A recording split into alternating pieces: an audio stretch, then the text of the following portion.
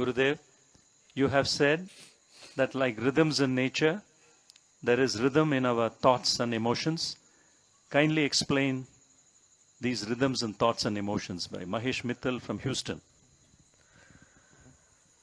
I want you to take a look at your own emotions on a time scale. See how your emotion was there last year at the same time. What was your feelings, your thoughts and your emotions during the Christmas time or during Easter time or to Diwali time? Just analyze. Just take one look at the patterns. You will find there is pattern happening year after year. This is what I say is rhythm. The objects differ, but the pattern remains same. Last year you were upset about some particular thing at the same time.